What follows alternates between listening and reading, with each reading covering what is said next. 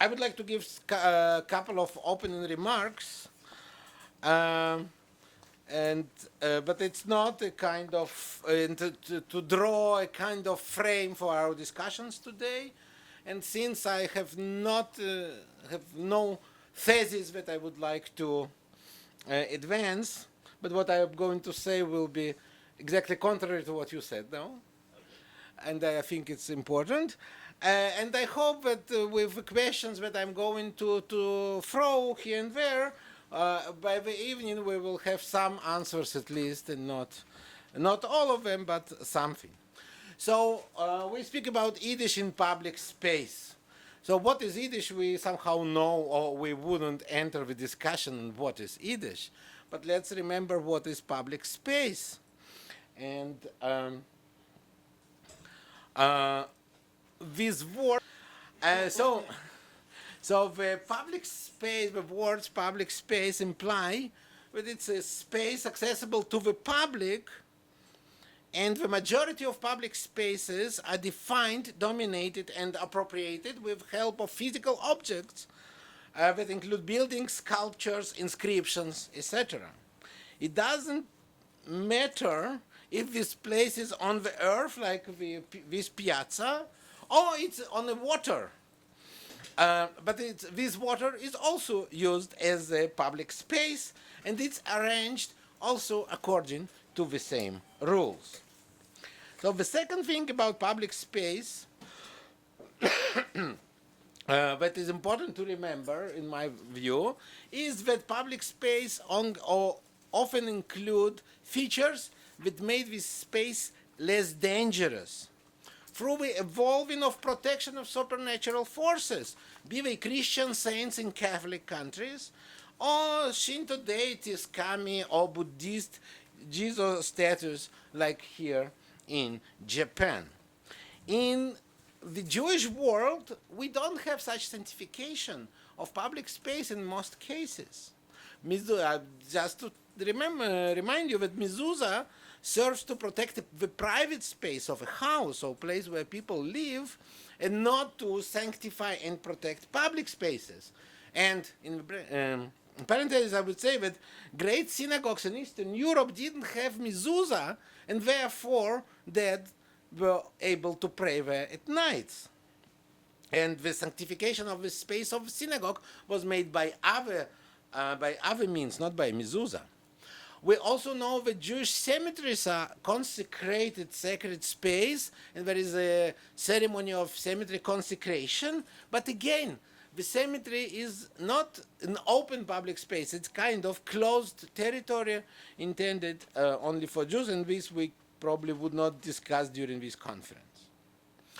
And we're coming close to the topic of our conference.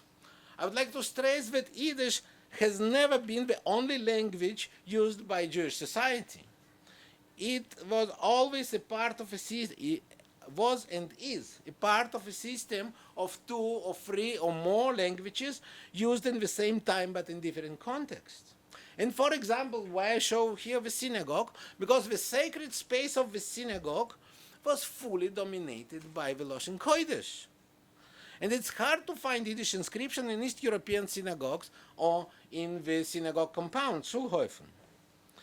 And even the most mundane matters were written in Hebrew, like here the inscription in the synagogue in Orla in Poland. Can you see it? Those who know, who doesn't read Hebrew? Or you cannot read it all? Cannot read it all. Okay, so in my own, believe me, אסור להשתין על כתלי בית הכנסת ובתי המדרשים. It's prohibited to piss on the walls of synagogues and Batei Midrash. So we would expect that such important information would be brought to the public in its Mameloshen, in Yiddish, but no, it's written in Hebrew. It is not only because the Orla Jews were such highbrow intellectuals speaking Hebrew. Recently we found almost the same inscription, Asur Lashtin, on the synagogue or great synagogue in Volpa. Again, in Hebrew. What periods? The inscription? Who knows? Okay, it was photographed in 28, and so in the beginning of 20th century it existed. Who knows? The building is from the beginning of 18th century. What is written here? Maybe late 19th century, maybe early 20th century. We don't know. But I brought these funny inscriptions, not because I would like to insult you, but because I would like to demonstrate that the most mundane things in synagogues are written in Hebrew.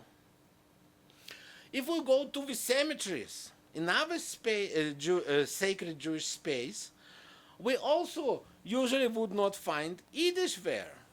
Yiddish appeared on Jewish tombstones only under special circumstances. And even on the tombstone of Peretz Ansky in Dinizon, the main inscription is made in Hebrew, and only the side inscriptions provided in Yiddish.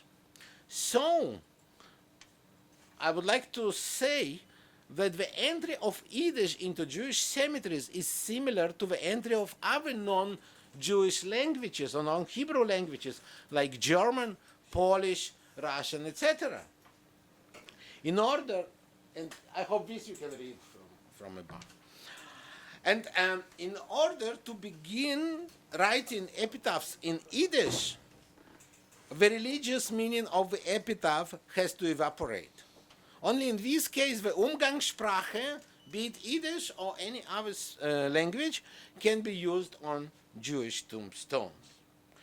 And all what I said until now was about Jewish public spaces.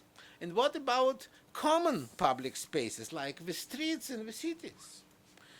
Here, Yiddish again acts as an Umgangssprache, the Umgangssprache of the Jewish population, but on the condition that authorities or public opinion permit it.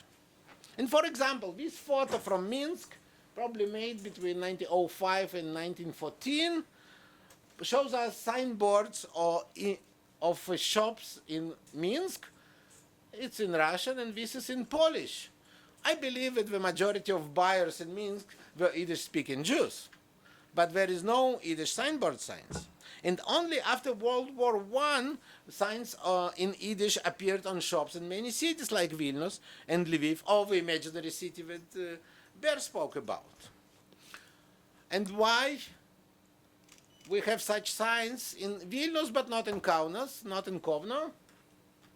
Because in independent Lithuania from the early 1920s, it was prohibited to write signs in any other language other than Lithuanian.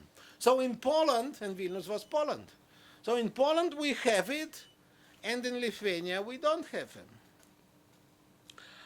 And the Yiddish was employed by advertisers, by owners of the shops, not as a statement, but again as an Umgangssprache of the population which has to buy in this shop.